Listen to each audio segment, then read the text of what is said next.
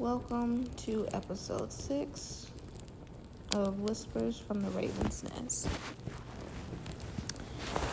And I literally just woke back up. It's 7:41 a.m. And I recorded episode 5 actually last night. Maybe, I don't even know what time. Maybe after midnight or maybe right before I took a nap, around 10ish. Or something. I don't know. It was sometime within the last 12 hours. I'll just say that. I don't even remember. And then I probably took a nap because I was up. I think I was up most of the night. I don't even remember getting a nap in. I might have got like 45 minutes in at some point last night. It was just hard for me to go to sleep. But I did close my eyes around 3 something. So I was like, let me at least try to get a little rest while it's still dark outside. So I just woke up and took the trash things, put them outside, and I just sat back down. And I guess this is my practice for today. To start off, instead of just kind of being in silence or meditating, I still might after I do this, but it came to me. I haven't really told anybody my story from when I went to Bali. And I don't know, I just kind of wanted to. So I guess that's what this episode is going to be about. Yeah, just when I went to Bali. It was back in 2023. Or was it 2024? No, it was 2023. So what was 2024? No, 2024 is the accident. Okay. So I'm thinking because I was in an accident in Bali too, with my mind and time and stuff. So in 2023, it was, I think I went around May or June. And I had just left probably about a month or so, not even a month, but maybe a month, 3 weeks to a month before a job I was at doing finance. And that's another story too, but there was this training I really wanted to do. It was a ecstatic dance facilitator and DJ training.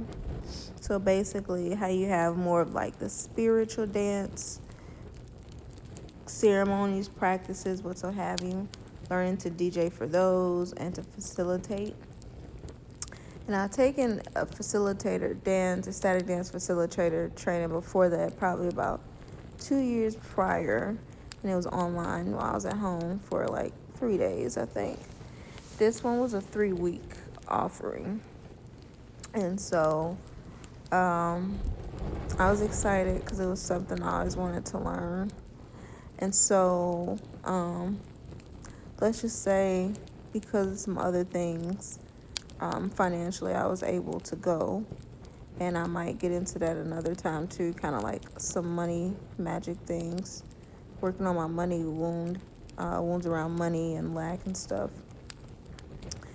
But anyway, so I was able to go, and my mom had never been to Bali, so she went with me for the first week.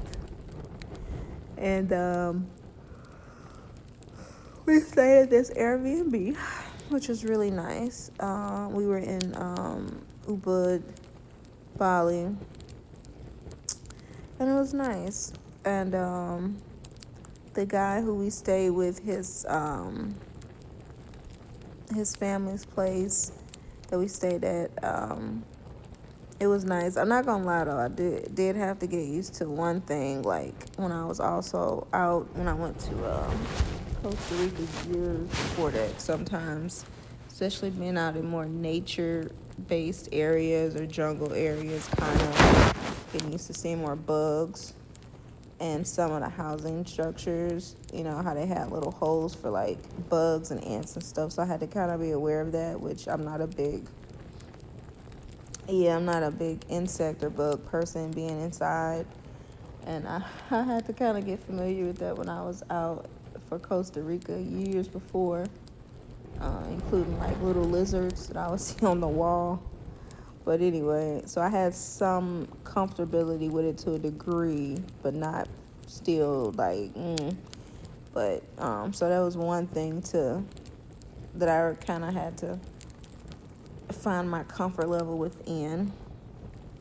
And but the place was nice. They had a pool. He stayed on the second level upstairs, and he kind of drove us around if we needed to. He was a tour guide also, so he took us places, took us around on tours, and then we were able to use the pool and stuff down on the lower level, which was the main area that we rented out. And so anyway, not the first few days or week or so, because we end up going later than planned. And that's another thing, we almost weren't able to go because of flight stuff and things with COVID and all that, which like that almost really broke my heart. And but anyway, thankfully from the date that we planned, we left like 2 or 3 days later. And we still had a few days because I had to meet my group. They started picking us up within probably a few days after we got there, and then they were taking us like actually out into the jungle area, like 2 hours out from one of the main areas of Bud. And so my mom stayed probably a few more days after that with JJ, or that was the travel guy. And he took her around and all of that, and they hung out. We went to like this little dance club area while we were there, and then that's when I got in an accident. So my soul sister, as I mentioned from another recording, she actually was in the process of moving out there. She was already out there, I think, when I went there. She's been back and forth between there and the States. And so so it's me, her, and my mom. And then we all hung out, and we did this ATV thing during the time before I started my training. And I ended up getting an accident with the ATV. We were doing a guided tour with them through like this jungle area, and it was wet and rocky and water and grassy. It was just a mixed different terrain. And so I think I was behind my mom and my sis, and behind the tour guides, because it was groups of tours. And so we came through this like little cave tunnel where we kind of had to wait for the other group ahead of us to go, because it came out to this waterfall area. That was this big attraction for people to get pictures or videos taken, but also they had to go one at a time to get through safely. So we were parked, and when I parked a little close to the wall structure, the rock wall structure. And when we started moving again, they wanted me to go first, and I didn't listen to my intuition. I had got a little uncomfortable because I felt like I was a little too close to the wall to go first. But I went ahead and went. And when I did, basically my ATV had a little extra power compared to the others. So when I went, it kind of revved up really fast. And so I almost hit the wall. So I had to like turn quickly. And when I turned quickly, it shot me through the waterfall area on the other side. And it threw me off. So I literally was thrown off the ATV into the rocks and the water face in, and the ATV kind of fell on top of me. And when it was over, like my foot was stuck under the ATV, but it wasn't crushed.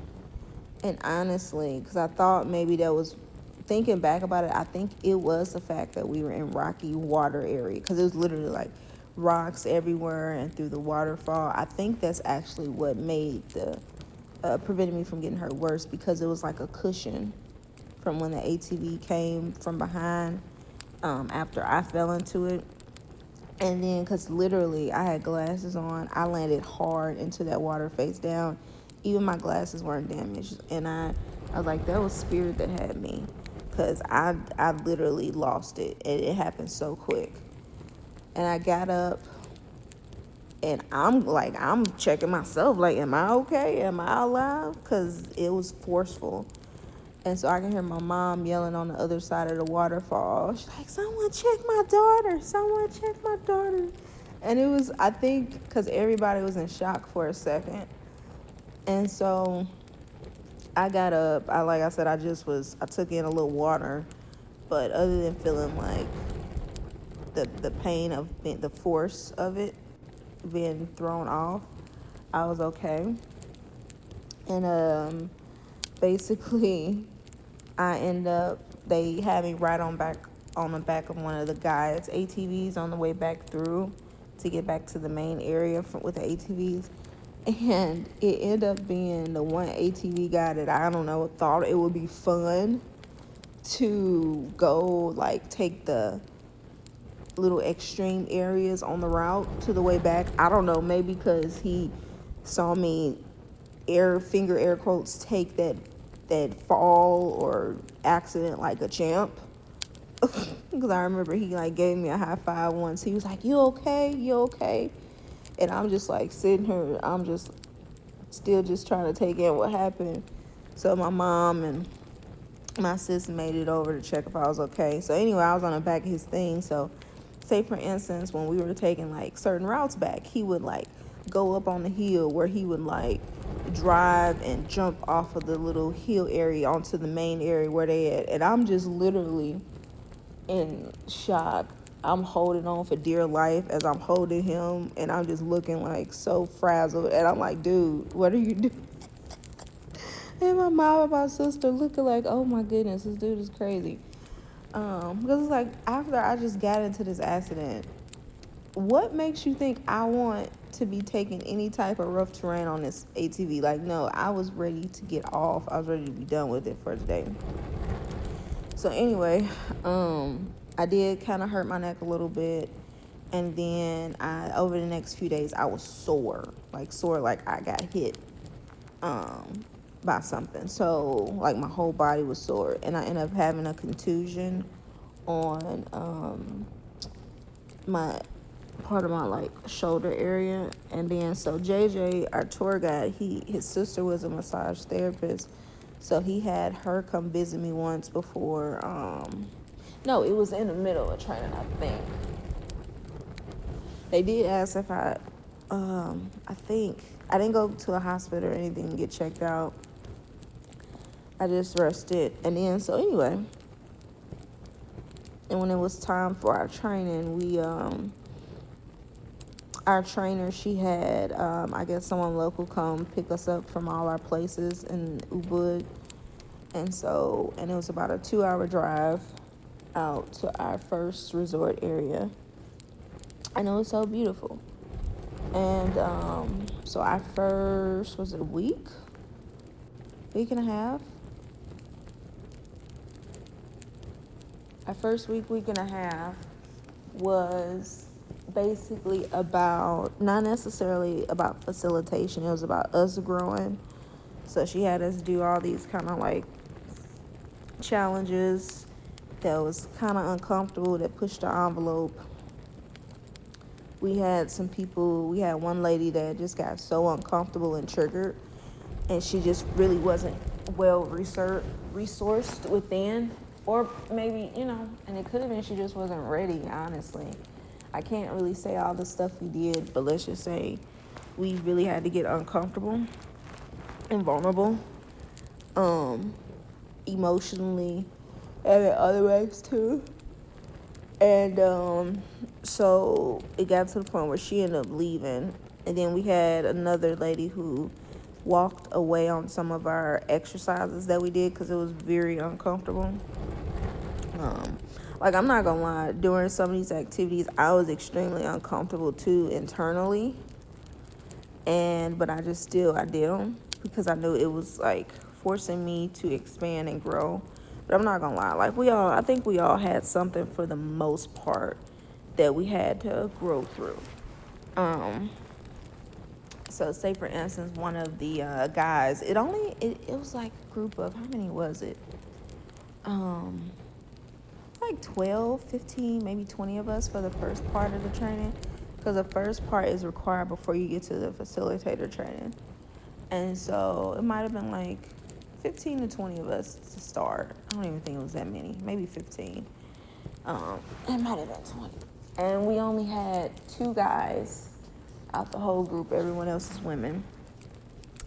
It was a few of us from the States, and then some from the rest of the world, like Saudi Arabia.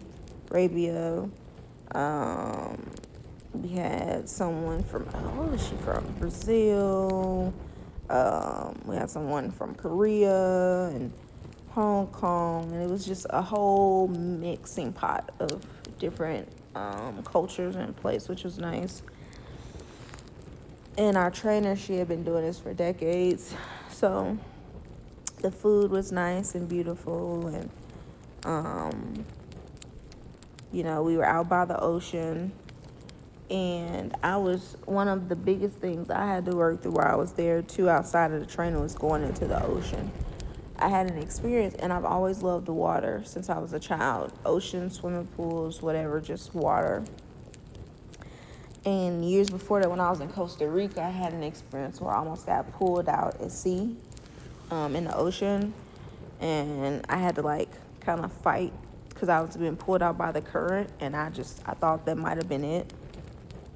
So it created a little bit of a trauma thing within me. So I hadn't went out to the ocean since, other than just sitting on the sand, really at the right at the edge. But I noticed that it had created a traumatic pattern right after it happened. So it was the first week and a half, I didn't go out into the water. And we had to exercise because we had to get up early every day around, I don't know if it was 6 or 7 something that time. Or we would meet out for sunrise, and we would sing and dance and blah, blah. And then she would have us go out to the ocean to kind of cleanse. So I would kind of just go to the edge and get, wet and cleansed. And I noticed that pattern within me. So I gave myself grace. And I remember the day I thought about really going out there, it was rough. It ended up being rough waters. My intuition. And it was funny because even she was that day, once we all got together, she's like, nah, this ain't really a good day for anybody to go out. So we did the training, and then we took a 2-day break in between where we went back to the city, to Ubud.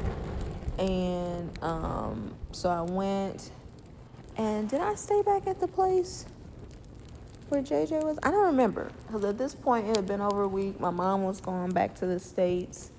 I think I stayed out there with JJ. I might have stayed somewhere else. I know at the end I stayed somewhere else, because like I said, I was working on getting comfortable with the ants and stuff, but I couldn't. So I know after the training, I stayed somewhere else the last couple days.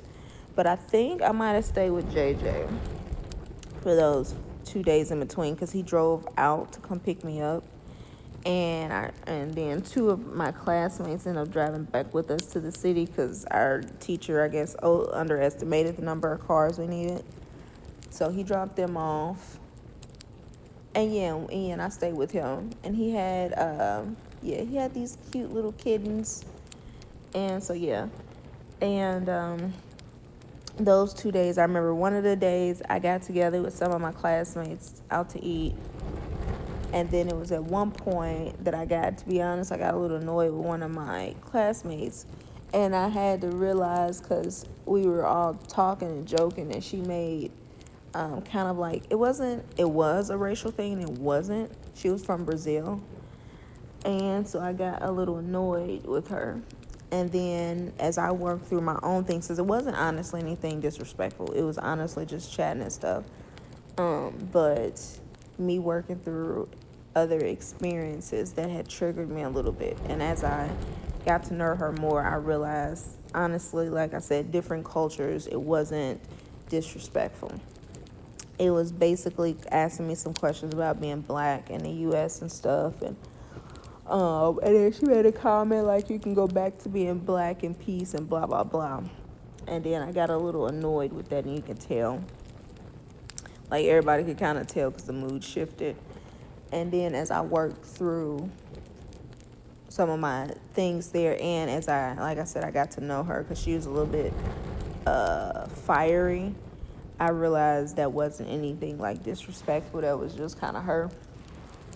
So, I'm trying to see what else. Oh, when we went shopping, I found this shamanic shop that I liked, and I got a kopali.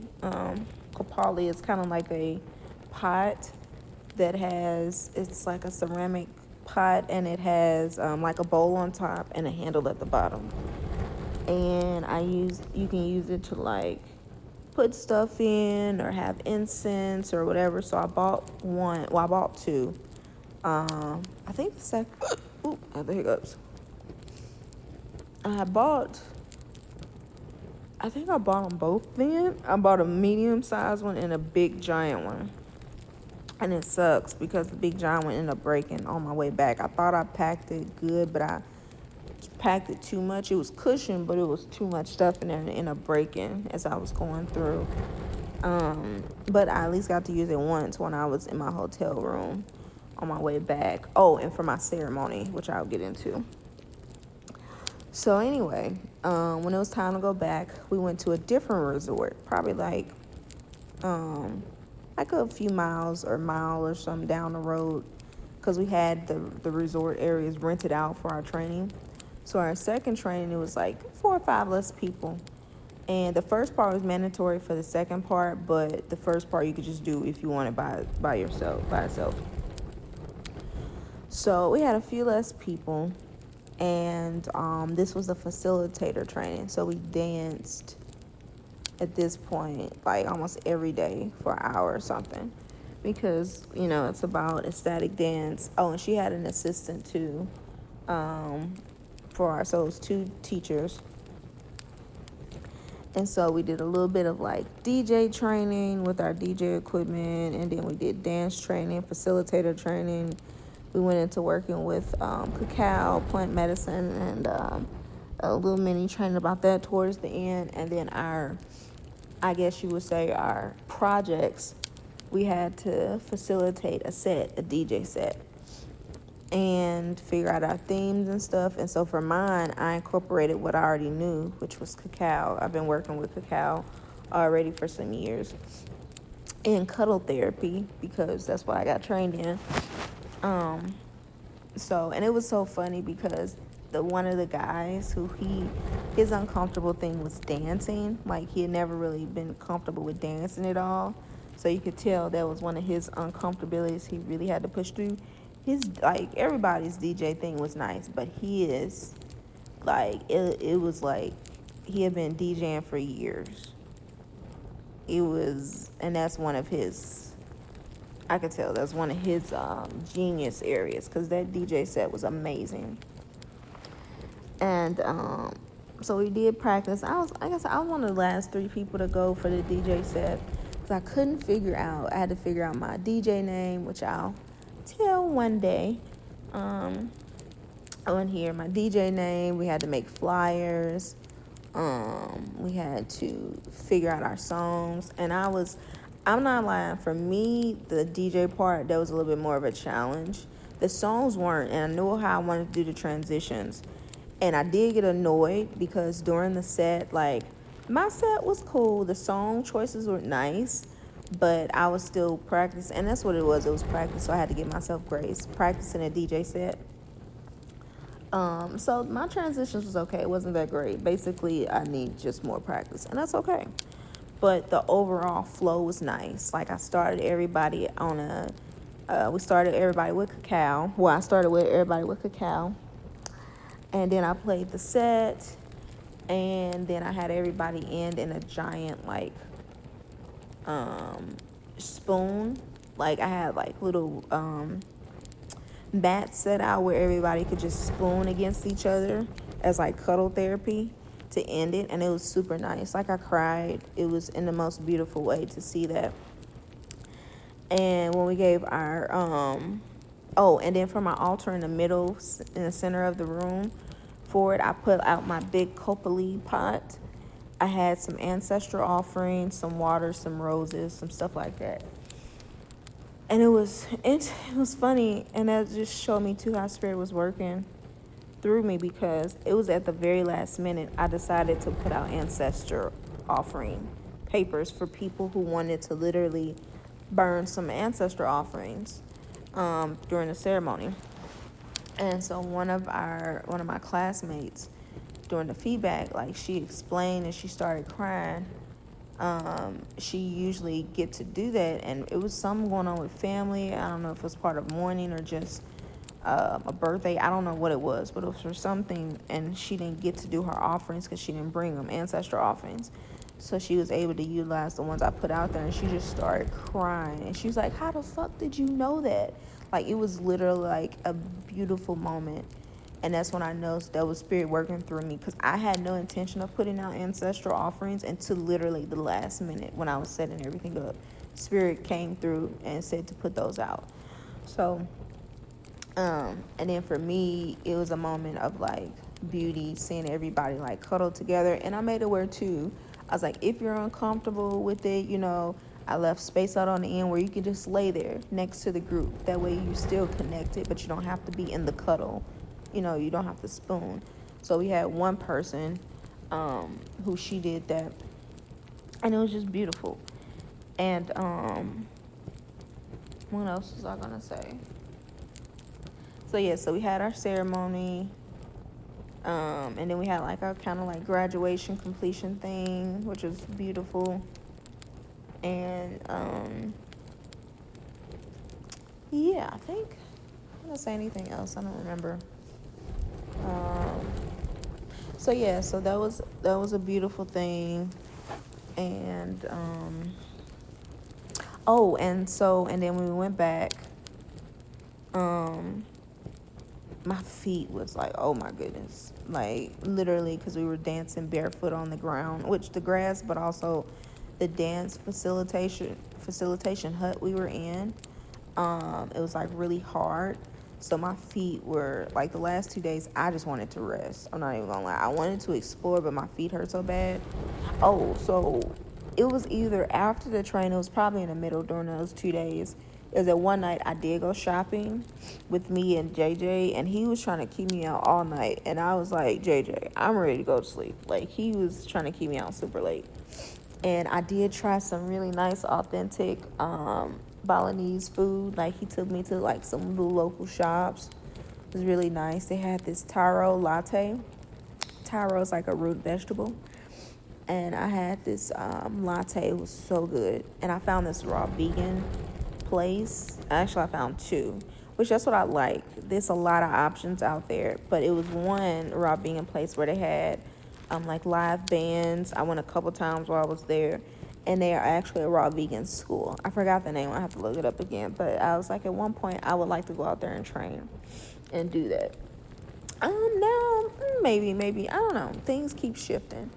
But I did do culinary school before. And like I said, I didn't finish it. That was around the time my grandma passed.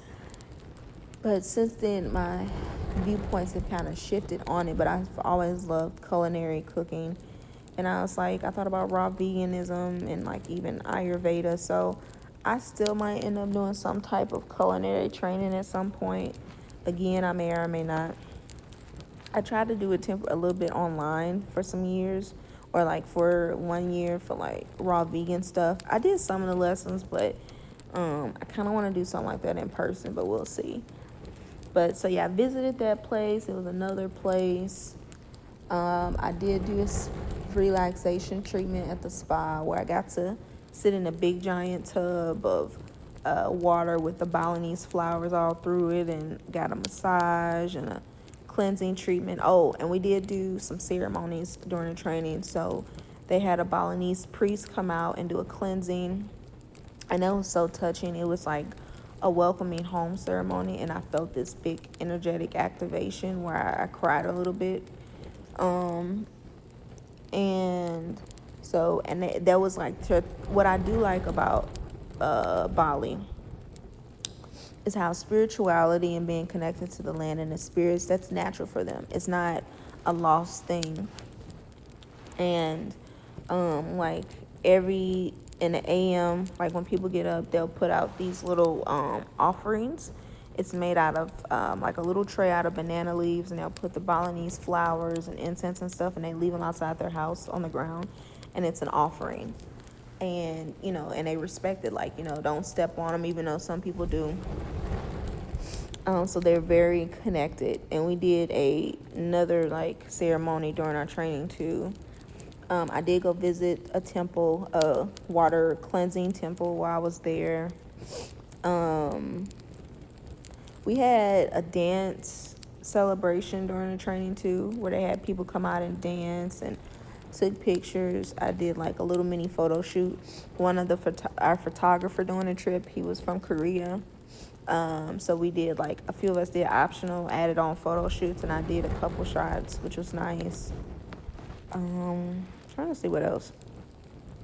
Oh, it was one point we did have an earthquake during the training, and it was interesting because I got a single, and it was Spirit had already prepared me, so I came in and I paid extra for a single room.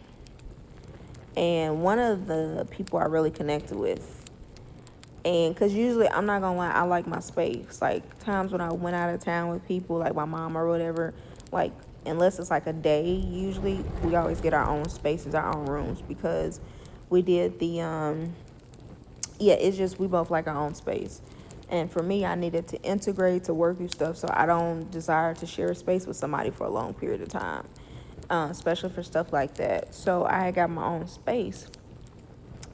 And at some point during the training, I think it was the second half, one of the people I connected with a lot, one of the ladies, she was really uncomfortable with her roommate. Like they're just the energy of the room, the energy of each other, trying to share space, and their needs just wasn't working. So she came to me at one point and asked if she would mind if she moves in with me, and she would pay the difference for having a split, going from a single to me sharing, basically. And I'm not gonna lie, usually in that instance, I might be like, no, I prefer to keep my own space. I'm gonna be honest. Like I said, I do require my own space for certain things, but Spirit had already prepared me, so I didn't feel anything about it. I was like, yeah, that's fine. And she's like, you sure? I was like, yeah. Like, because honestly, it had dropped into me earlier that I might end up staying with somebody, and that I might have a roommate during the training. So Spirit had literally already prepared me. And that's how I knew it was in alignment too. Like I noticed for me, sometimes when things happen, I'll get prepared. Like for instance, before I started working with cacao years ago, literally, I had loved I had loved milk chocolate all my life since I was a child.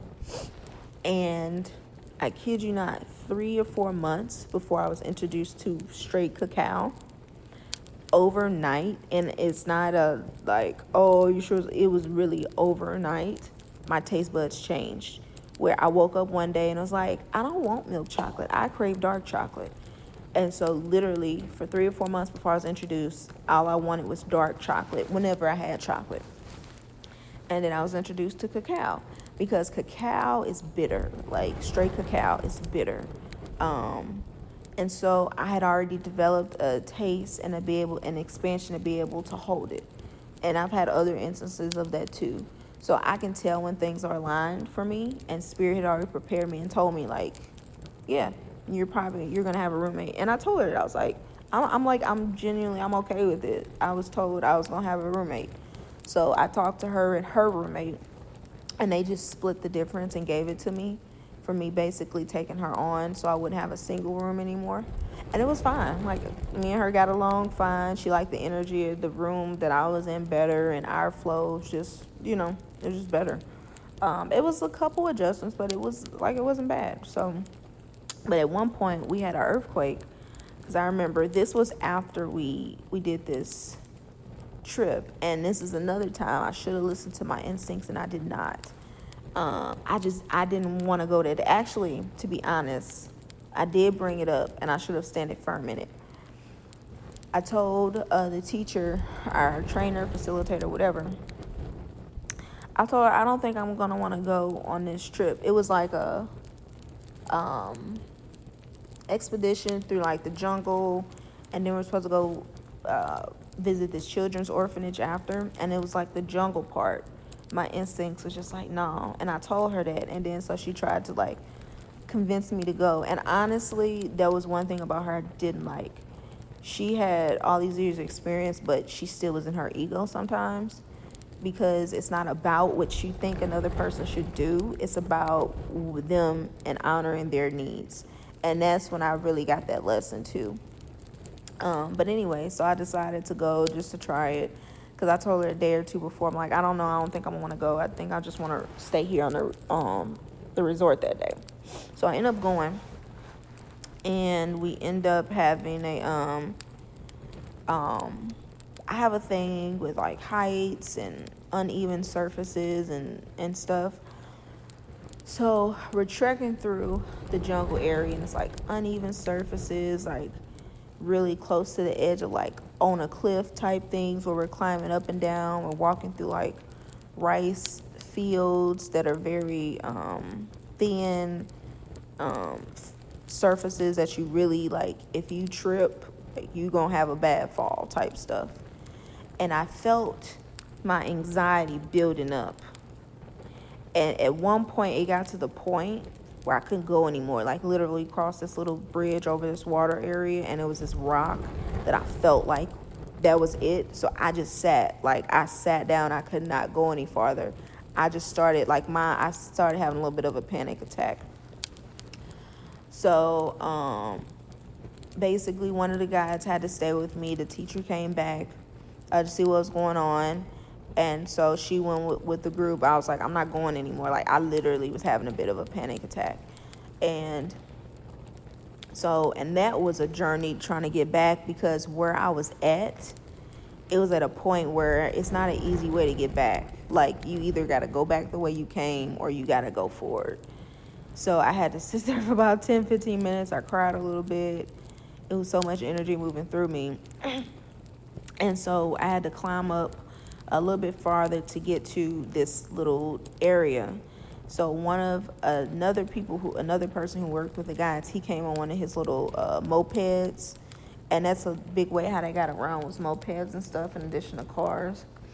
And so I'm not gonna lie, I really feel like there was a point where spirit had me, because I had this backpack, and it was like a waterproof bag. So I had my wallet, my phone, other stuff. So, and it was, because it was like a plastic or whatever, and I had it kind of stuffed.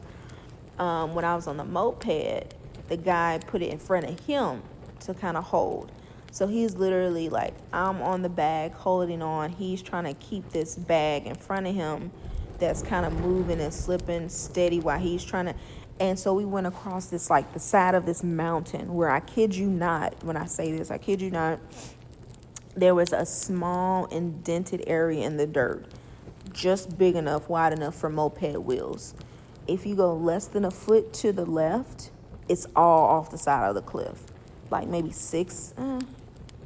like I said, less than a foot, but maybe 6 inches at least, but it was less than a foot wide, and literally less than a foot wide on the right side too. It was like all high stock and grass. Like, it wasn't a way to really like lean over there or ride on that area if we fell. So it was literally like, we stay in the center on this bike going on the side of this mountain, or we fall. So I'm like trying not to look on the side, because I'm freaking out internally. And spirit had me like, even, oh my goodness. And once we got finally off the side of that mountain, like literally the moped guy, he had to stop. Like, I felt his heart racing and beating. He had to, like, oh my goodness. And then he had to take me farther up the mountain and stuff. So it was still a little bit ride, but that was the worst part of it. And I ended up sitting with one of the other tour guides, and we ate at this place, and she talked to me for a little bit, and she started this organization, and so it was cool. And then at that point, they came back because it was like a 3 hour hike ish, and we were about less than an hour in, so they still had a way to go. And Spirit already knew because when everybody got back finally, they was like, you left at a good time because it just got worse and worse. Like, and they took me at one point when I kind of was calmer. They rode me down the other part of this other like hill mountain area. It wasn't like it was a hill, but it was a lot more wider. It was a lot more safer. And they took me to the edge of this area where I could see, if you look all the way across the jungle area and down, it was this waterfall at the bottom and at the top. And so basically that's where they were going. They took this trek all the way through the mountain, all the way around, and then they had to trek all the way back up to get to the other waterfall, and they had to trek, like I said, it was about a 3 hour walk. And they took some time to hang out and everything, and I was like, oh, okay, it's beautiful. But I didn't regret it. And so when everybody got back, they was like, man, they was like that was a dangerous, but also like that was a strenuous walk. And like almost everybody in the group was like, it's a good thing you got out when you did. Granted, it wasn't just because I didn't want to, but I think it was a combination of multiple things. It was my intuition, because I don't know if I would have been able to do that safely. And then I don't know if it was meant for me, because like I said, my intuition kicked in a day or two before that. So then when it was time to go for that, because I was like, I just want to go back to the thing and relax, and they was trying to pressure me to go to the children's orphanage, and I got super annoyed with them because it ain't about the children. I'm just exhausted. I didn't have a day already. And then I was like, whatever. And I ended up going. And the children's orphanage, it was cool. It was nice to see them and sing with them. But at the end of the day, it was also a lesson for me understanding what I needed. Like I said, and moving forward, it's like, I don't care how you take it. I don't care about this. If it's something that I need, this is what I'm going to honor. So when we came back, I was super annoyed with my teacher and my facilitator. Like, I was extremely annoyed with her. I was annoyed with her, but also I had to be honest. Like, I was annoyed with myself because I didn't honor my intuition from the jump, from this whole experience. And so, it was a lesson for me in seeing her being in her ego, and it was a lesson for me in honoring my truth. And part of the reason, though, it happened. So I say this, and I'm also like, realistically, everything happens for a reason, because what happened the next 2 or 3 days, every single time I close my eyes, whether I'm trying to go to sleep or I'm trying to take a nap, I kept getting images of people falling off the side of a mountain, like in that area, and dying.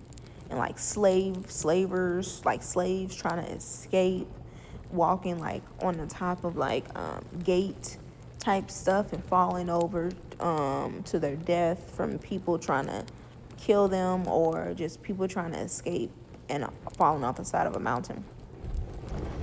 So I say that also to say everything happens for a reason. So maybe that happened like that where I needed to go there, or at least part of it is like, okay, well, if you're going to go here, you're going to get this download. So it was like me witnessing the pain of, it could have been my ancestors or just the people of the land. So I kept seeing it for 2 or 3 days whenever I closed my eyes. And then at one point we had a earthquake. This was probably like 2 or 3 a.m. Because at first I thought I was tripping because I was having a dream, and I don't know if it was of a monster or a demon or something. And it literally happened at the same time I had the earthquake happen, at this part of the dream.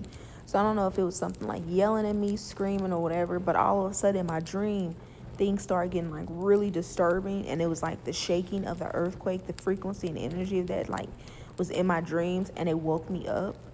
And then I'm like, because in my dreams, I got earthquake energy. So I literally woke up, sat up, and I'm like, I'm looking around because it's dark, it's dark with the lights off in our room. And then we both because we're out in the jungle area, we both have like canopy nets around our beds. So I can't see what she's doing for real. So I'm sitting up and I'm like, am I mad? Am I tripping? Like, did we just have an earthquake? And then I guess she saw me move or whatever, heard me, so she said something. And then that's when we both was like, was that an earthquake? And she's like, yeah. And then so we getting up because I'm getting like, oh my goodness. So we finna have to try to, I don't know if it was just my own fear or I was picking up on others. Like, are we finna have to evacuate or what? So we got up and we saw lights, like flashlights moving outside of the resort. And the only people on the resort is us, our group, and like the security people and stuff, and the resort faculty. And so then everybody started messaging in a group chat, like, was that an earthquake? That was an earthquake, blah, blah, blah, blah, blah, blah. And when we got up the next day, and our teacher, she was monitoring it, and she said, no, we didn't need to evacuate, but she was monitoring it just in case we did have to evacuate quickly. And the next day, turns out that earthquake was not too far when we was at, like literally, it was funny actually because the day before, so the day of the earth, like the day before, the AM before the earthquake, I remember when we was sitting outside on the beach, I kept looking out. No, was it the day after or the day of before we knew where it was at? I don't know, either way, but it was at one point I was sitting on the front, like I was sitting outside because we were doing our daily like chanting and practices, and I just kept looking out into the ocean where this ship was at. And my eyes, at first I thought it was the ship, but it was something that kept pulling me out there, like a frequency or energy, my attention. Come to find out, that's where the earthquake hit. So it was like literally not too far from where we were at. And it came to me, and we were thinking like, damn, did we cause that? Because we were moving so much energy. I think the night before, we had like the ceremony. We had this guy that came in that had us tap into our voices more, and we did a ceremony. And then after the ceremony's over, I did some little magic stuff in the fire that was still going, and sat outside for a little bit. And it came to me, that was partially probably due to us moving so much energy. But that was interesting. And then what else? I noticed, and this has been since, it was like being out there activated me in a different way, because I remember when I came on my period, man, like I've always been a little bit more sensitive when I'm on my period, like my senses and everything else. But when I tell you, I woke up, I was so open, like spiritually open, unstably, like to a degree that I was unstable, unable to ground, unable to like really ground in the present, and where I felt like everything was spinning. I woke up and I tried to go sit down at this table and eat breakfast, and I'm just like, everything is just so open. What in the world? And it was just like being there when I came on my period opened me up so much, and it's been like that since my period. Every single period I've had, I've just been more open. So I have to be more intentional when I'm on, not to be in a lot of places, knowing the fact that I do take in energy and to transmute it and just work with it, and I do have that thing where I can take and hold energy in, and I be very in tune with it. I'm more aware about the people I'm around, the environments I'm in, what I'm doing when I'm on my period.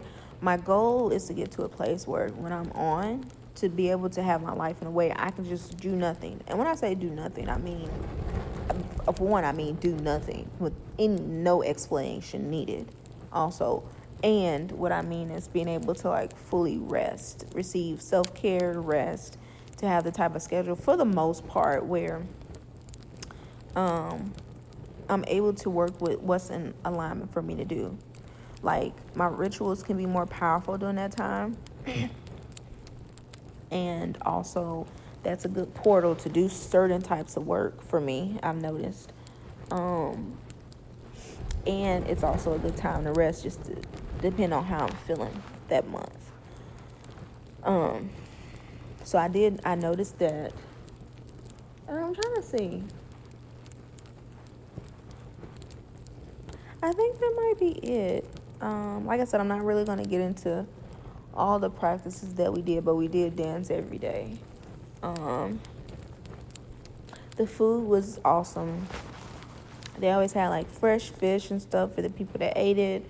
Like beautiful like rice dishes for dinner, for lunch, for breakfast. Always had fresh fruit. Like the food was just phenomenal there on the retreat centers, at the retreat centers. Um, it was a couple points, a couple of the staff, or really one particular staff was really trying to, I guess, um, ask people for things. Some of us, the people that was there for the training, I'll say that and I'll leave that alone. Um, I'm trying to see what else. Yeah, I think that's it for the most part. And then like after the training was over, I stayed. I didn't end up staying in JJ's place. Like I said, I just don't want to keep dealing with the bugs. So I found this really nice place. It was only like $50, $70 a night, but it was really nice. Um, and I had like a big giant stand-in tub, and I was able to rest. But like the last, like I said, 2 nights I was there, my feet was hurting so much, and I felt myself starting to get sick, like the night before or a day and a half before.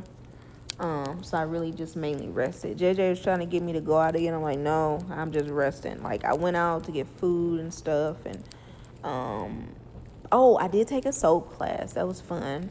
I took a soap making class. It was me and JJ. I paid for him since he had been taking me around. So we did to learn how to make natural soap. That was fun.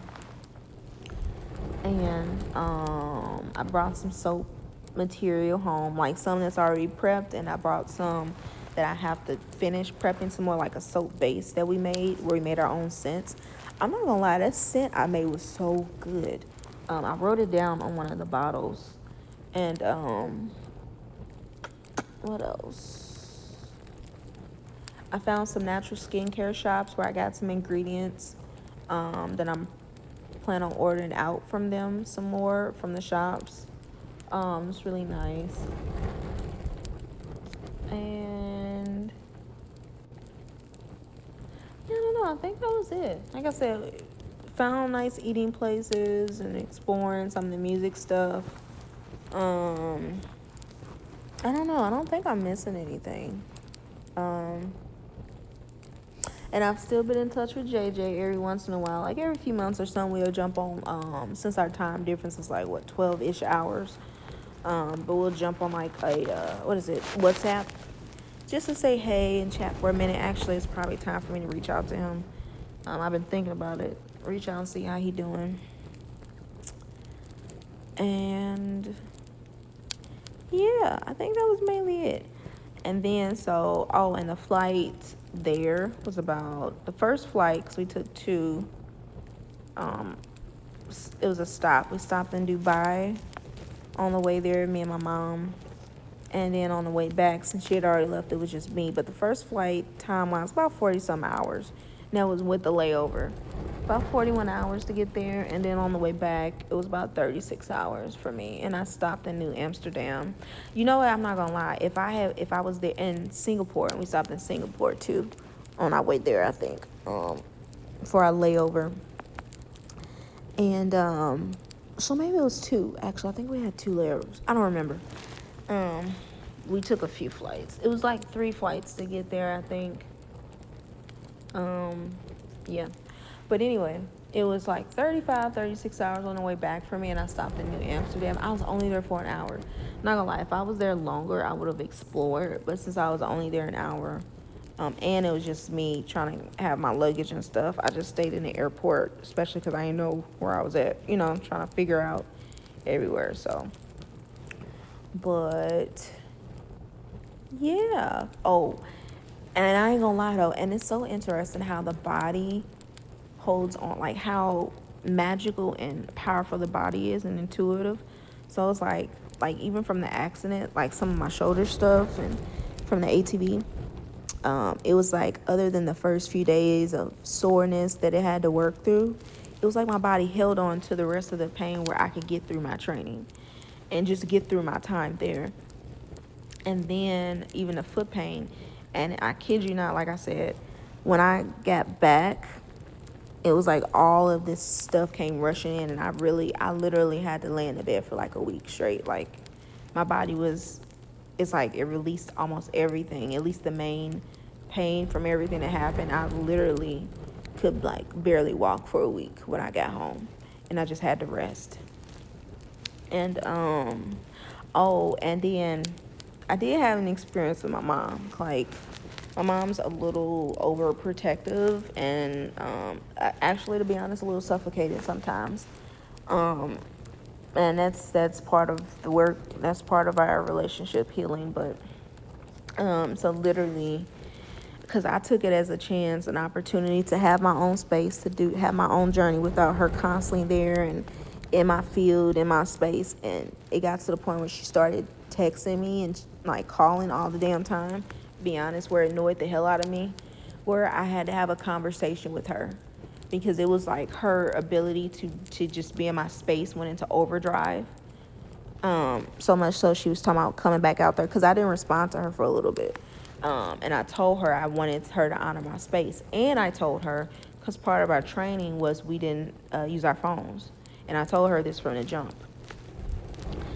And it was like she didn't care. So we had to have I had to have a really honest talk about her, about not honoring my boundaries of space, which I've talked to her before about it, but I kind of was a little bit more honest about, like, if you don't do this, I'm going to do whatever I need to do to make sure my space is honored, whatever that means.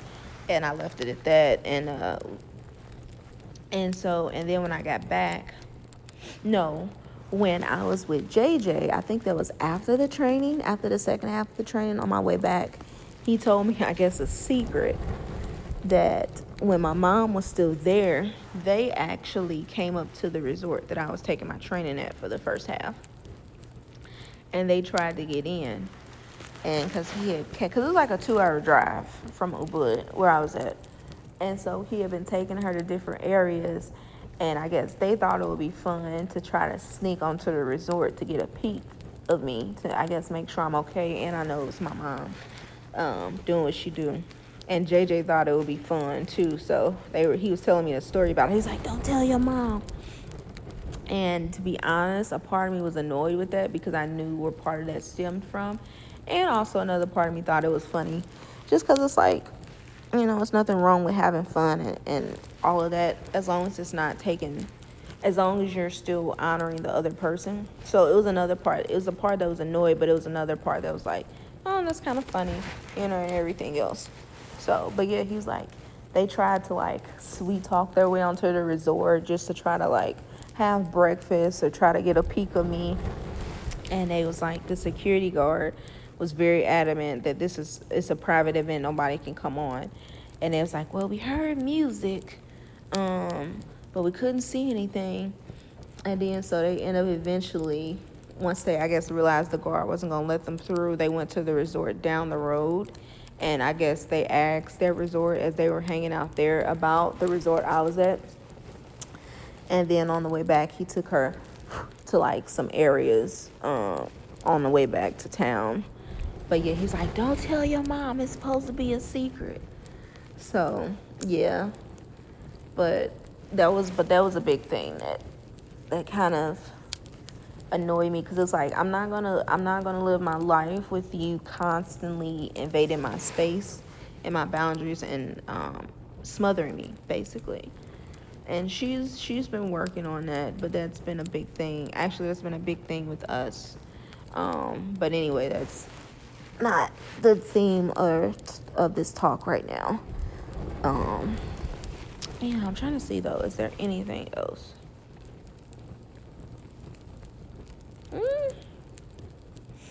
I think that's mostly it. Oh, but yeah, and then when I packed on my way back, like I said, my big vase broke, and I was sad.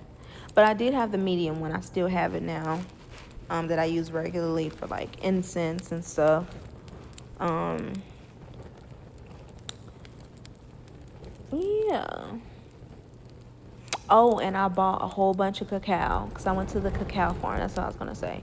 JJ took me to one of the local cacao farms where I got to visit and I got to see the cacao trees and learn more about cacao.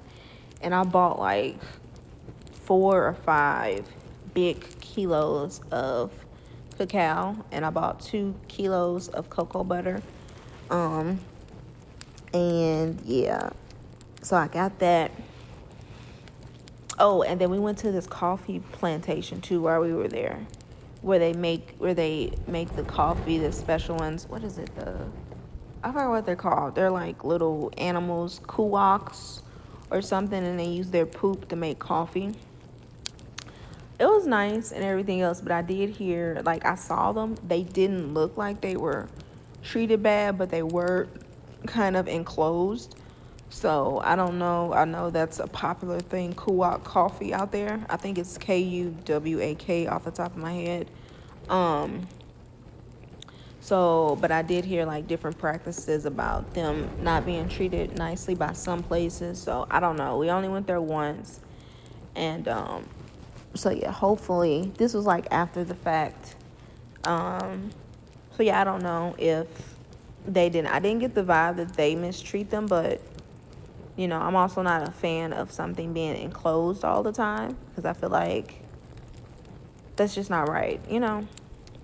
It's just like zoos. I don't go to zoos anymore as a child. I used to as a child, and I used to like it and everything else, and as I got older, it's just my viewpoint on certain things changed. So I'm grateful to have the experience of different places, and at the same time, it's like and that's something that I'm working through. Like if I have children, how would I go about that? Like I would teach them, and or at least I would guide and support them, and I would also give them both points of view. I would say, if I have a child and they really want to go to a zoo, I think I might still take them so they can have the experience, but also maybe while I'm there, try to like explain to them how maybe it might be better if they're in a space where they have more freedom.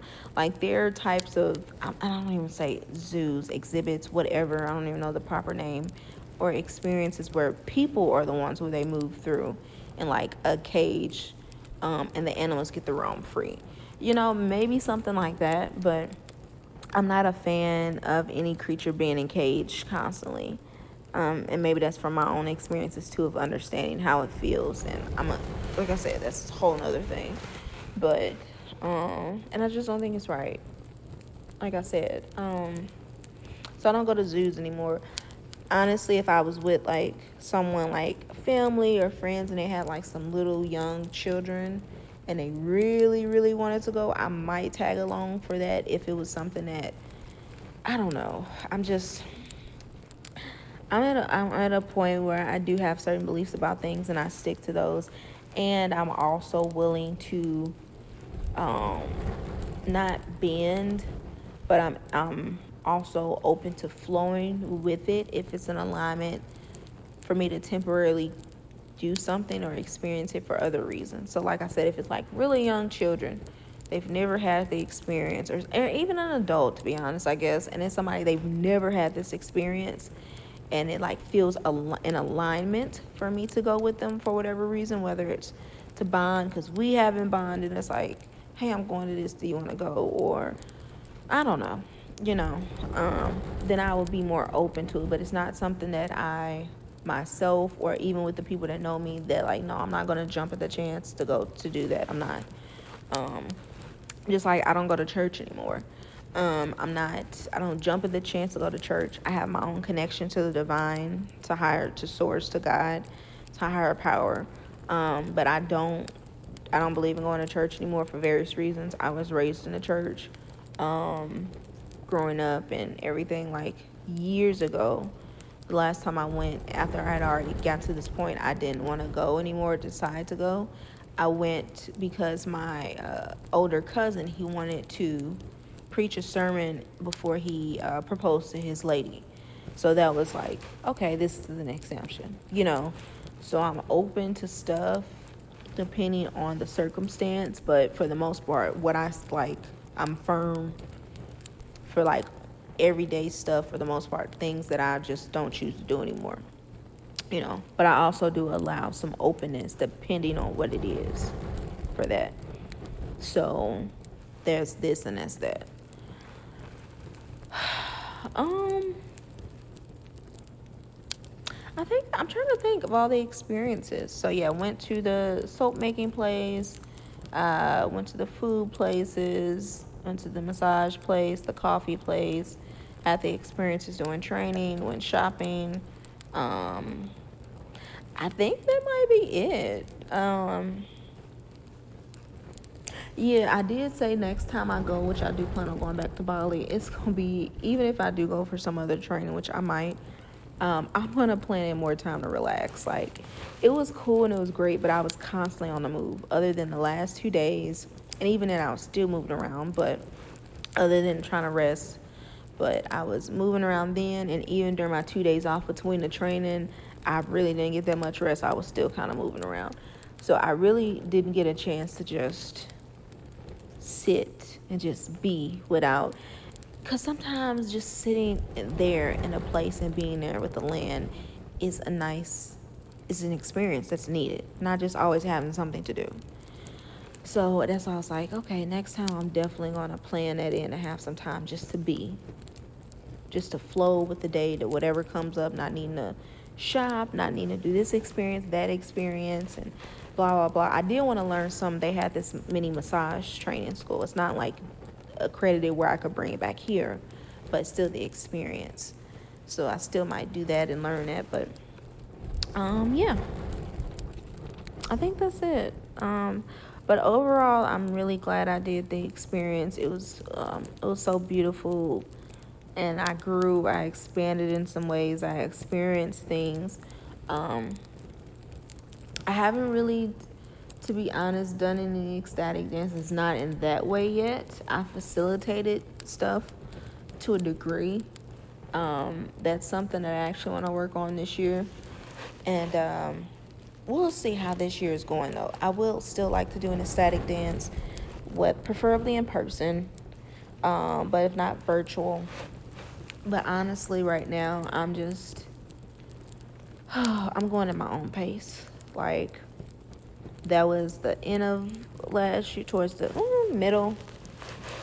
I think it was, like I said, it was May or June I went. I think I actually went in June. I think I signed up in May, because I left my job in May. So it was June, and I came back in July. And then and I did a plant medicine ceremony, like an official ceremony, where I went on a journey towards the end of the year. So it was still a lot of stuff going on. And then I started my training program the beginning of 2024, and then the accident. So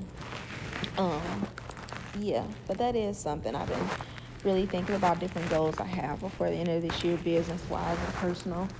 But honestly, right now, the next month or two, I'm just really want to focus on continuing to heal, and focus on all, like, these multiple containers I'm in for teaching and learning and stuff.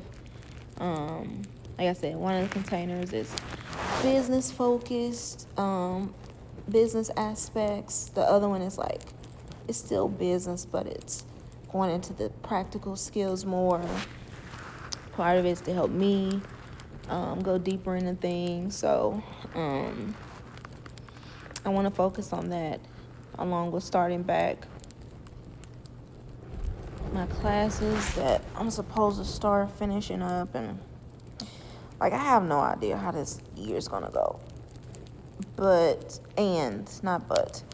at the same time, I think it's nice putting stuff in place. So like I had said, I wanted to have at least a retreat, like a mini retreat, by the end of the year. Like a local one, maybe, either offering it myself or co-facilitating. And if that opportunity comes up, I think it would be great and aligned, and I still would be for it. And at the same time, I've kind of, like, as I'm looking at like business offerings and things that are moving and kind of being refined. There's another offering that I feel is more it's something I want to focus on more, being able to launch by the end of this year, even if I end up doing a retreat like maybe the first or second quarter of next year, once I have that in place. So we'll see. Like I said, I'm definitely open, and I see collaborations coming in. Oh, and that was something I had a realization too, about. Yeah, I'm gonna be doing things on my own. Like I've hosted gatherings where I've offered plant medicine and ceremony and great like multiple times with friends and family. But I also know though, during adding the degree of attention that I put in and the energy that I put in, it actually can take a lot out of me. And even when I did my training and I had to offer my ceremony, just the work that it took in, them helping, I really started to realize it's important for me to have assistance, um, so that I can really show up. Even if I prep days ahead of time for something sometimes and put things in place, it still takes a nice amount of energy to hold space, to constantly transmute it. Because something I learned about me and my presence alone, um, it's like always in a process of working with the energy that's around me. So I remember I saw this post, on what is it, Threads, IG Threads or whatever, and it was like how somebody reached out to them to pay them just for their presence to be at an event, not to talk, not to do anything, but literally their presence. And I'm manifesting that. I'm manifesting experiences. I'm attracting and open to those experiences, and I'm claiming it now.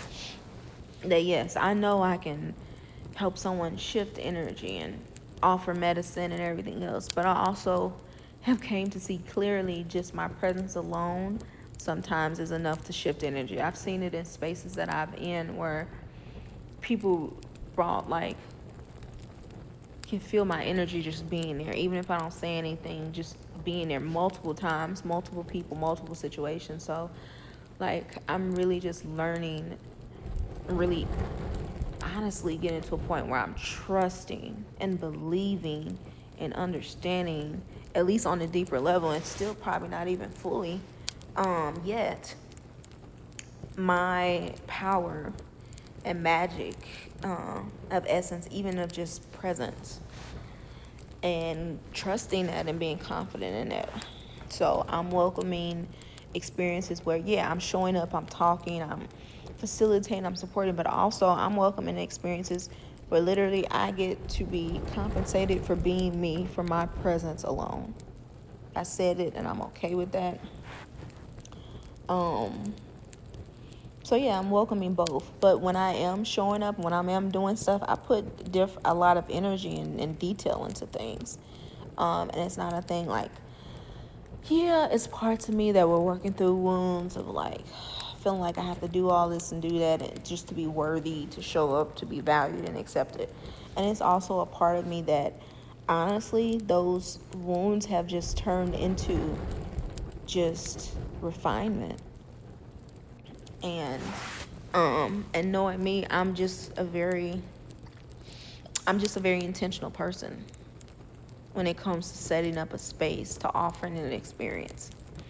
So I'm learning the harmony and balance of both, of like sometimes like less is more, and sometimes yeah, when you want to show all out and do all this, it's nothing wrong with that too. Like sometimes I would have gatherings um at home with my friends, and they would come over, and um literally I would have some tea ready, I would have some snacks.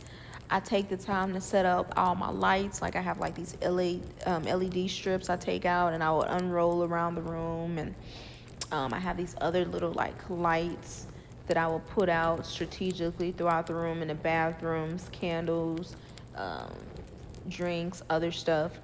And we have music and we just dance, or I'll play like the sound bowls, like really make it a sensory experience. And I love doing that. And I also realized that can take a lot of energy out of me. And which is fine to a degree. It's fine in the degree that those are learning experiences. And I'm learning that when I want to do stuff like that, it's important for me to one, to have support, and if it's something that I'm still doing on my own, to make sure that I set time aside after to care for myself, to refill, re-nourish my cup. Um, so yeah, yeah. And I think it's also things of like working through, like, you don't have to do all this to yourself. Like, it's okay to bring in support. Still have discernment about what that help looks like, who that is, and how it works. Because let's be honest, there are also people that maybe not the best fit to be in your space and your energy and your essence. Also, there's that truth too. And also there's the truth that there are people that are. So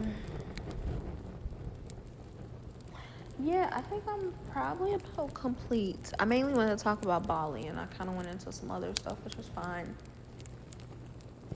But yeah, it just came to me to share that experience. Because I hadn't really talked to anybody about Bali since. And then I think a part of me is kind of wanting to, kind of not. Anything else though? No.